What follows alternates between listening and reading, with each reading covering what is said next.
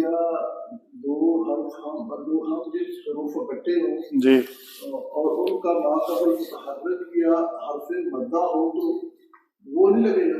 لگا لیں، وہ لگا لیں، یہ دونوں ہیں متحرک ہیں، کون سا مدہ ہے؟ ماقبل متحرک یا حرف مدہ؟ نہیں تو متحرک ہے نا، اگر ساکن ہوتا تو کوئی کلیہ لگتا۔ اس کے دو دیکھیں، ادغام صغیر اور ادغام کبیر، قاری صاحب جانتے ہیں یہ تجوید کا بھی کلیہ ہے کہ اگر دو ہم جنس میں سے پہلا ساکن ہو تو اس کو دوسرے کے اندر ادغام کرتے ہیں۔ اگر یہ ہوا پہلا، اگر خود ساکن ہو۔ دوسرا کلیہ یہ ہے کہ اگر دو متحرک ہوں ان میں سے پہلا کوئی ساکن ہو تو وہ اپنی حرکت ماقبل کو دیتا ہے، اگر پہلا بھی متحرک ہو تو ان میں سے پہلے کو خود ساکن کر کے دوسرے میں ادغام کرتے ہیں۔ میں جو پوچھ رہا ہوں میں دو ہم جس سے ماقبل کے بارے میں کوئی جی پہلا متحرک ہے نا جو میں، اچھا آپ کا سوال اس طرح ہے کہ میں نے کہا کہ دو ہم جنس حرف متحرک ہوں اور پہلا اس کا ماقبل بھی متحرک ہو تو پھر ہم ان دو ہم جنس میں سے پہلے کو ساکن کرتے ہیں، ٹھیک ہے؟ آپ کا سوال کیا ہے کہ پہلے کی حرکت میں ماقبل کو دوں؟ نہیں، آپ نے کہا تھا کہ دو، آپ نے ماقبل کی بات کی، میں وہ آپ کو پوچھ رہا تھا اپنے رہنمائی کے لیے جی جی کہ دو ہم جنس حروف اکٹھے ہوں اور وہ دونوں متحرک ہوں جی ان میں سے پہلے کو ساکن کر دیتے ہیں، آپ نے اس طرح فرمایا تھا۔ جی میں پوچھ رہا تھا کہ اس کا ماقبل کے ساتھ تعلق جوڑنا زیادہ افضل ہے، ٹھیک ہے۔ اچھا میری سوال جواب دوبارہ تو کھنگا کر دماغ کو کیوں یہ اللہ مالک میں تو کر دماغ میں گانا نہیں مثال نہیں کر سکتے۔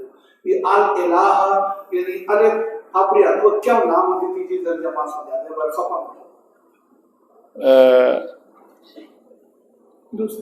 ایڈا قاعدہ ایڈا قاعدہ ہے حمزہ متحرک ماقبل حرف صحیح ساکن ہو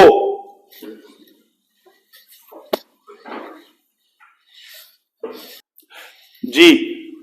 اس قاعدے کا سوال آیا تھا کہ الہ میں حمزہ متحرک نے ماقبل کو حرکت کیوں دی؟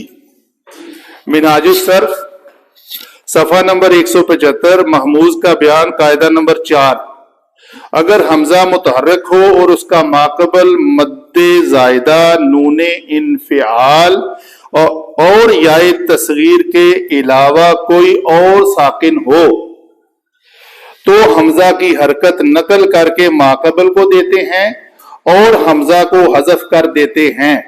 یہ میں نے آپ کو اتھینٹک کتاب کی تفصیلاً قاعدہ بیان کر دیا، اگر آپ نے سننا ہے تو یوٹیوب میں جا کر دوبارہ اس کا سن کر کتابت میں لکھیں اور اس کو 40 بار لکھیں حافظ صاحب کے قول کے مطابق تو آپ کو صحیح 175 میرا سوال تھا جی کرنا دادا کے اوپر ہم دیکھتے ہیں کہ یہ فتح شبائی بھی ہے کتابت میں کہیں نہیں کیا، وہ کتابت کے اصول کے مطابق کہیں آپ یہ فتح لکھیں گے کبھی آپ کڑی زبر لکھیں گے، لیکن فتح تو فتح اور فتح شبائی کا فرق تو ہے کہ فتح شبائی جو ہے وہ مدہ کی پڑھی جائے گی۔ میں بیان کر رہا ہوں کہ یہ کتابت کے اصول ہے، یہ علم صرف کے اصول نہیں ہے۔ اچھا کتابت کریں مجھے کوئی تجوید میں تجویدی طور پہ یہ ہے کہ اس کو مدہ کر کے پڑھا جائے گا جی اسی لیے آپ پڑھتے ہیں نا، جب یہ ہاں کو ساکن کرتے ہیں تو آپ اس کو کیا پڑھتے ہیں؟ یہاں پہ میں نے کیا پڑھا؟ الذین ھدی اللہ، بغیر ساکن کے جب ہاں اللہ لیکن مد بنانی ہے۔ قاری صاحب بولو جی۔ مد نظر نہیں آ رہی، مد میں کہیں نظر نہیں آتی۔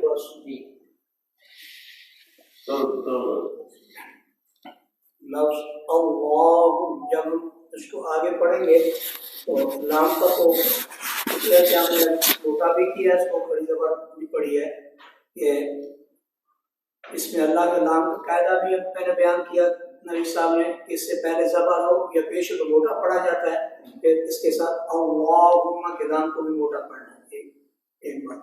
دوسری بات ہے کہ جب ہم آگے پڑھتے ہیں اذان میں ہم دیکھتے ہیں اللہ اکبر، اس طرح ہم اس کو پڑھیں گے۔ میرا سوال یہ ہے، سوال مجھے سمجھ آ رہی ہے، مجھے سمجھ 100% آ گئی ہے، جواب آپ کو نہیں سمجھ آ رہی۔ میں دوبارہ بیان کرتا ہوں، یہ کلمہ ہے، اس کو آپ کیا پڑھیں گے؟ الہ، یہ مادہ ہے، یہ مادہ ہے، یہ آلیہ یعلہ، سامع یسمع کے وزن پر یہ آلیہ یعلہ الہن۔ یہ جو الہن ہے، لام کے اوپر جو کھڑی زبر ہم پڑھ رہے ہیں، یہ مادے کا حصہ ہے، یہ اس کا کھڑی زبر ہے۔ اس کا مطلب ہے یہ ثلاثی مجرد نہ ہوا؟ ثلاثی مجرد سین سے جو آتا ہے وہ ثلاثی مجرد ہوتا ہے۔ عرض ہے کہ ثلاثی مجرد میں بے شمار کلمات ہیں جو 3 حرفی ہوتے ہیں، لیکن ان کا مادہ جو ہے وہ اس میں ایک حرف زیادہ آ جاتا ہے۔ جی ایسا ہے، آپ پڑھیں نا، 40 برس لکھیں کتابیں میں۔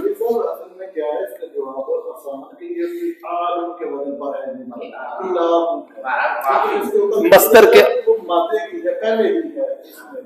تو جو لام کا تو صرف لام میں انتظام ہے، تو لام کیوں ایسے مشدد ہو رہی ہے؟ کھڑی زبر تو اس کے پاس آلریڈی ہے۔ آپ کے قاعدے کے مطابق اگر آپ اس طرح کہیں، ہمارے پاس اتھارٹی نہیں ہے نا، تو جو کھڑی زبر ہے وہ صحیح ہے، کھڑی زبر ہے صحیح ہے، دوسری کے میں بات نہیں کرتا کیونکہ میں آتھرائز نہیں ہوں بات کرنے کا، ٹھیک ہے۔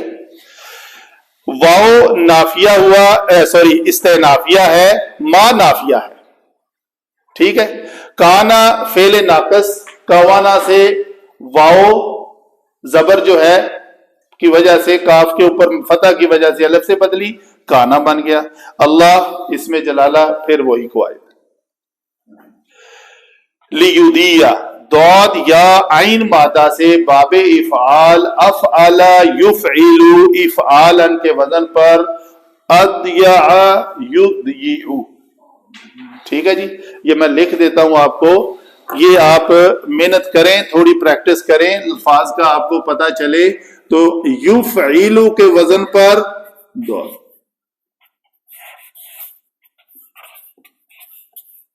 جی کیا ہوا؟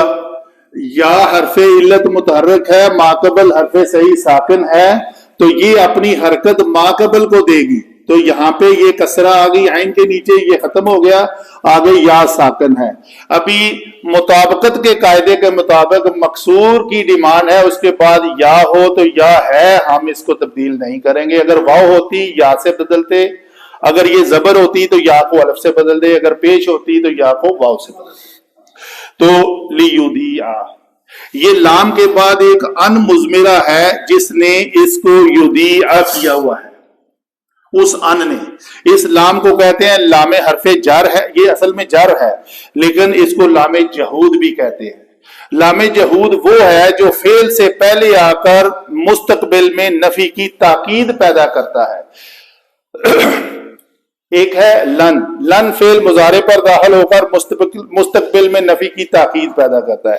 یہ لام بھی اسی طرح ہے۔ یہ آیت مبارکہ ریفرنس کے طور پہ میں نے لکھی ہے، ترجمہ ہے ڈاکٹر طاہر القادری صاحب کا، ما کان اللہ لیذر المؤمنین، اللہ مسلمانوں کو ہرگز اس حال پر نہیں چھوڑے گا، ٹھیک ہے۔